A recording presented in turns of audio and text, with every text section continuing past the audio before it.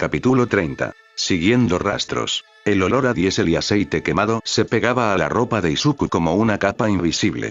Había aprendido a leer esos olores. Cada uno le decía algo del lugar donde estaba, le hablaba de la hora en que pasaban camiones, de si el trabajo acababa de comenzar o terminaba.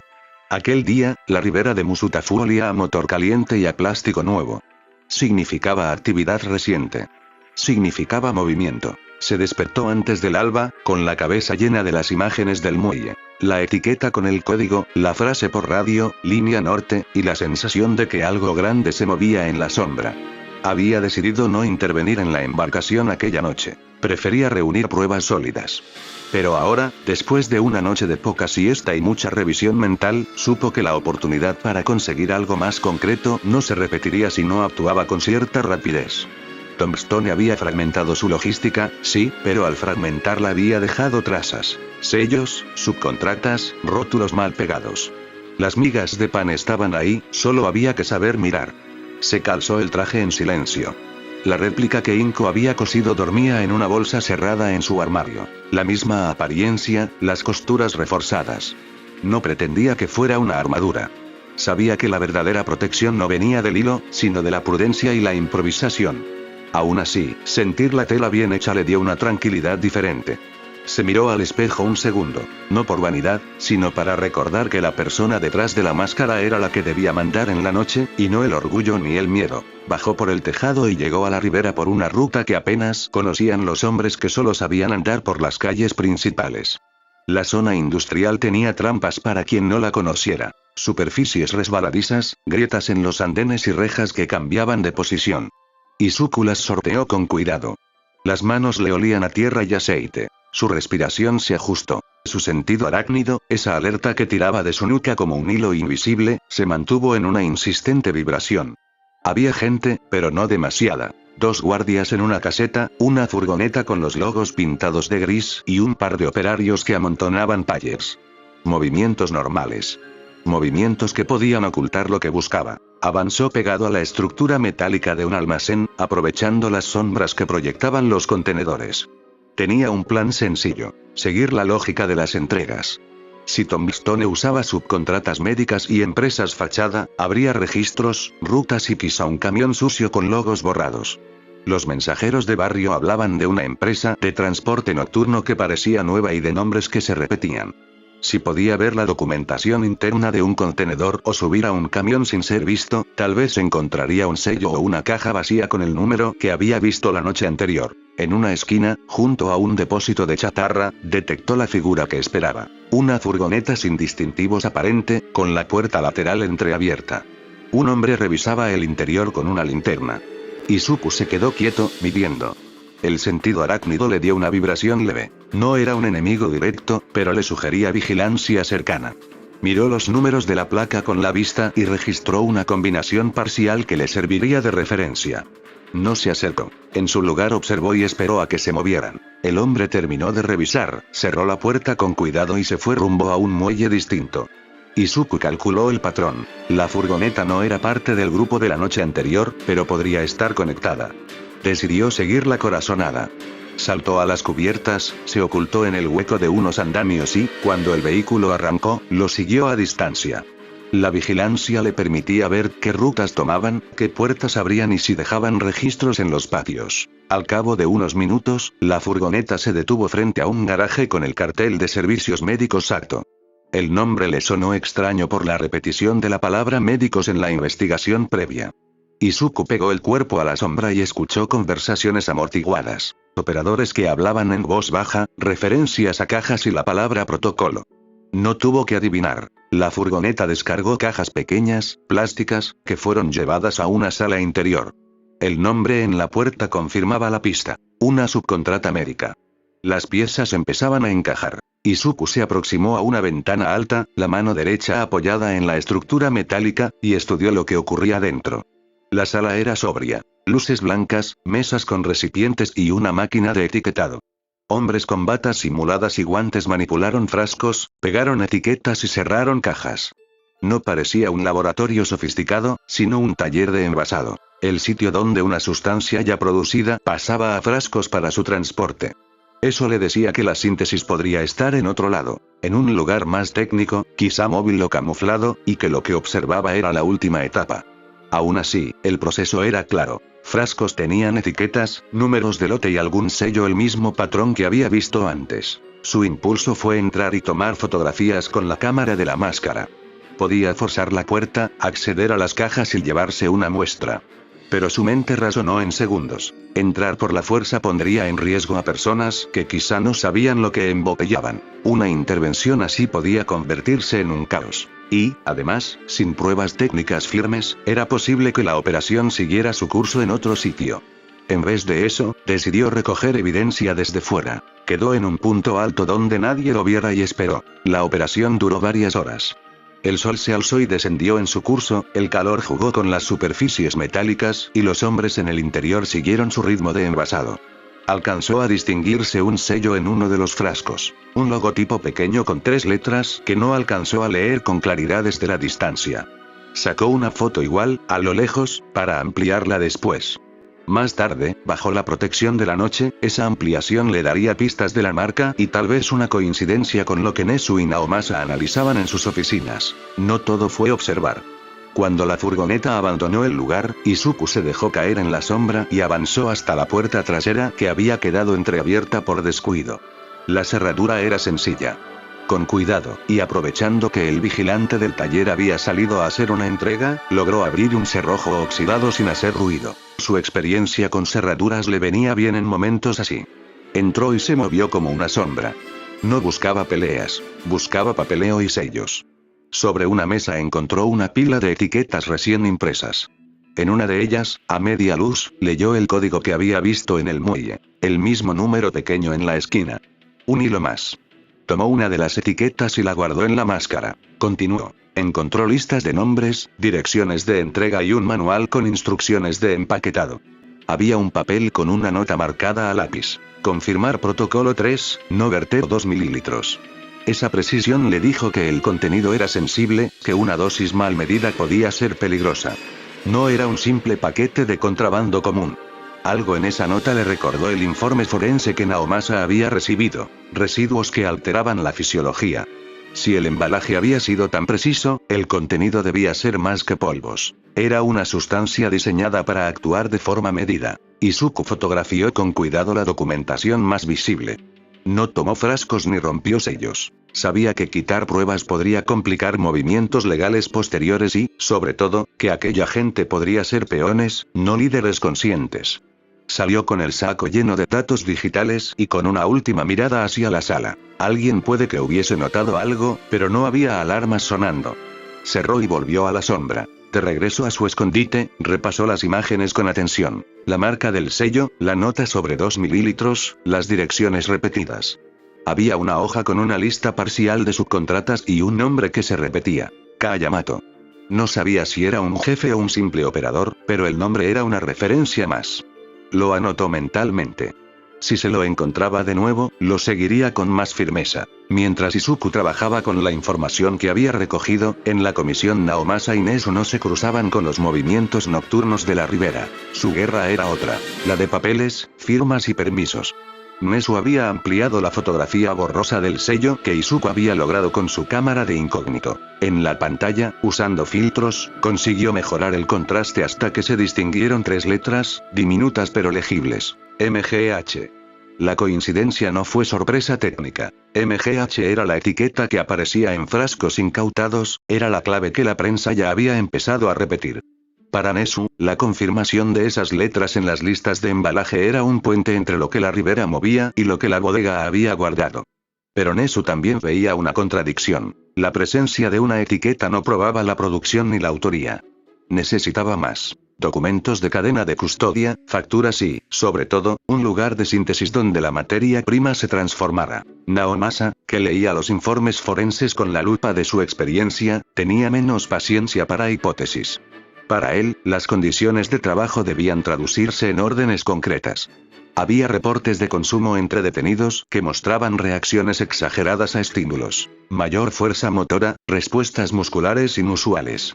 No había aún una muestra que probara la relación directa causa-efecto con un Kirk, pero la tendencia era alarmante. Si la sustancia podía amplificar la capacidad física de alguien, la ciudad se enfrentaba a un riesgo que no resolvía con arrestos comunes.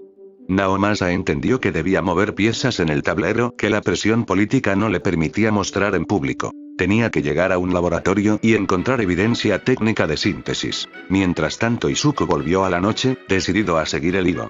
Había otro dato que no le salía de la cabeza. La etiqueta con Kayamato y la nota del protocolo 3. Si aquello era un paso en la cadena, alguien controlaba la medida de la sustancia.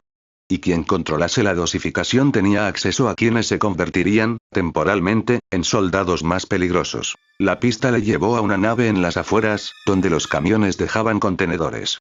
Se movió entre sombras y perforó la cara metálica de la noche como un fantasma. La nave no parecía mucho desde fuera. Un contenedor reconvertido, sin iluminación exterior. Pero detrás, en un pequeño patio, vieron luces rotas y un equipo que trabajaba con prisa. Allí, según la lista que había sustraído la tarde antes, debía aparecer alguien con el nombre que buscaba. Izuku se ocultó en la estructura y esperó. Las horas pasaron lentas. El olor de la noche cambió con la humedad. Un perro ladró 2 veces pero nadie se acercó a ver qué ocurría. Finalmente, en la penumbra, vio la figura. Un hombre que emergió de la nave con una caja en la mano y la voz baja. Tenía los rasgos duros de quien ya estaba habituado a la clandestinidad.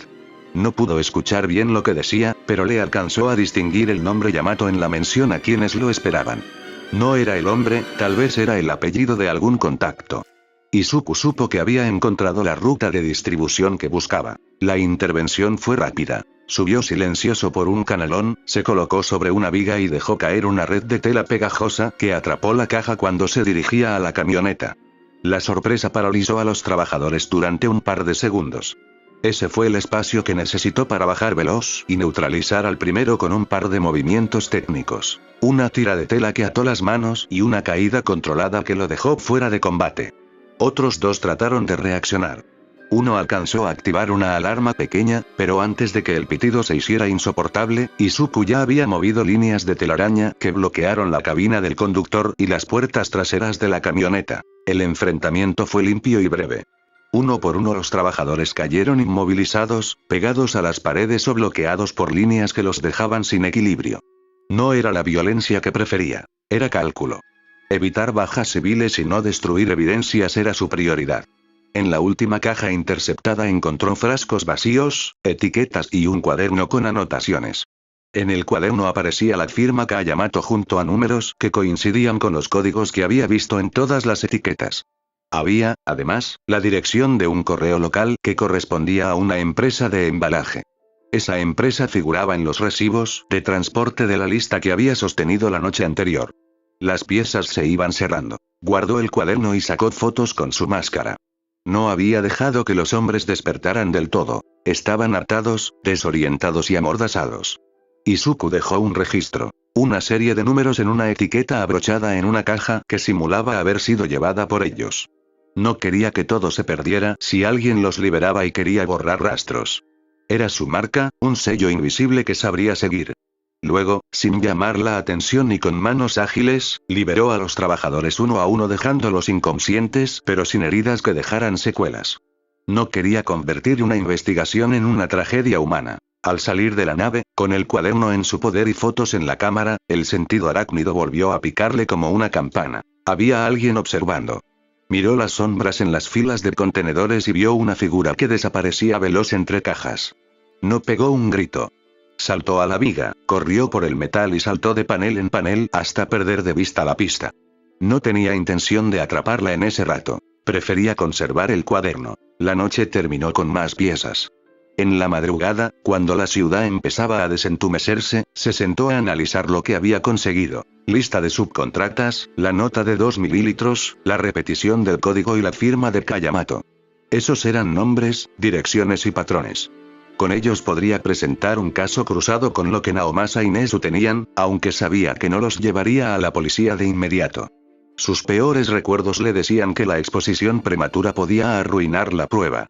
Tenía que esperar que la comisión, con Naomasa y Nezu trabajando por su cuenta, fuera capaz de cruzar esos datos sin comprometer la cadena de custodia. No era una opción sencilla, Pero era la correcta. A la mañana siguiente, en la oficina, Nezu comparó la nueva foto que Izuku, por la noche, había conseguido, sin saberlo Nezu, con las muestras incautadas. La coincidencia fue obvia y rápida. La etiqueta con el código estaba en múltiples sitios. Su análisis científico, sin embargo, le exigía pruebas técnicas más profundas. Los forenses ya trabajaban en el laboratorio. Naomasa, leyendo los nuevos informes que llegaron sobre trazas y etiquetas, decidió que era hora de mover recursos. No lo haría sin cautela. La política ardía alrededor de las decisiones públicas. Pero la certeza de que existía una red organizada, con nombres y con la posibilidad de amplificar la fuerza de quienes consumían MGH, le empujó a firmar una orden silenciosa para vigilar las empresas de embalaje y subcontratas en la lista. La ciudad continuó su latido indiferente. Los repartidores hicieron la ruta, los mercados abrieron y la gente siguió su rutina, ajena al tráfico de sustancias que, tal vez, cambiaría vidas si llegaban a manos equivocadas. Para Izuku, para Naomasa y para Nezu la investigación apenas empezaba. Esa sensación de inicio no era cómoda. Significaba que mucho trabajo quedaba por hacer, que habría noches más largas y que su paciencia sería puesta a prueba.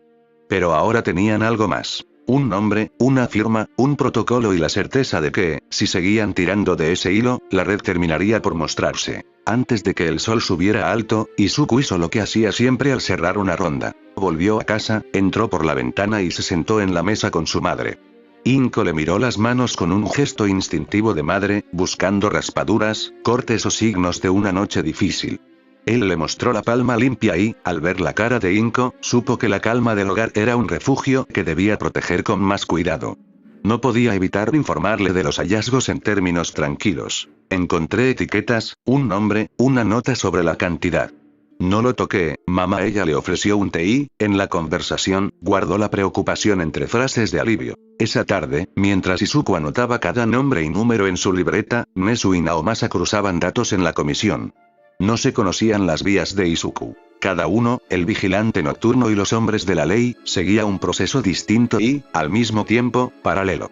La ciudad necesitaba que ambos se encontraran en un punto. Pruebas sólidas que permitieran actuar con eficacia.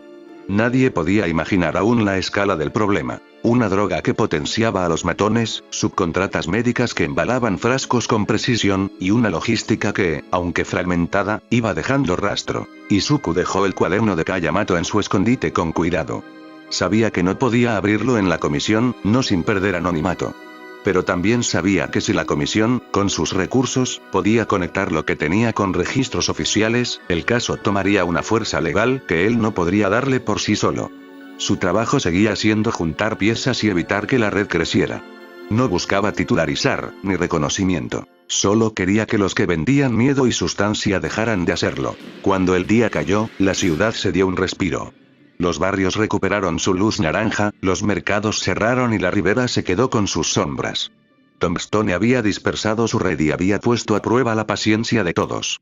Pero al final del capítulo, de aquella jornada larga y silenciosa, quedaba algo claro. Un hombre sin capa y dos investigadores con credenciales comenzaban a ver las líneas que unían papeles, etiquetas y nombres. Si seguían tirando, la tela de la red se empezaría a mostrar. Y en el centro de esa tela, MGH empezaba ya a aparecer como la sustancia que hacía que hombres normales no fueran ya suficientes para contener la amenaza. En la oscuridad, Izuku repasó sus notas por última vez. Fue meticuloso. Anotó horarios, direcciones, coincidencias y todo lo que había visto dentro de la nave. Antes de dormirse, tomó la réplica del traje que Inko había cosido y la miró con agradecimiento. No la usó como escudo, sino como recordatorio de que alguien, en la ciudad, cosía para él por amor y cuidado. Eso le dio más fuerza para continuar. Sabía ahora que la investigación era más compleja de lo que imaginaba, pero también sabía que no estaba solo. La ciudad, con sus silencios y sus ruidos, le daba pistas y gente que, de una u otra forma, quería que las cosas funcionaran. Así terminó el capítulo. Con un nombre nuevo, K. Yamato, con etiquetas que unían lugares, con la confirmación de que MGH no era un rumor y con la sensación de que lo que vendría sería más duro. La tela se volvía cada vez más densa, y él tendría que entrar en su trama con cuidado, con paciencia y con herramientas que no siempre eran visibles a simple vista.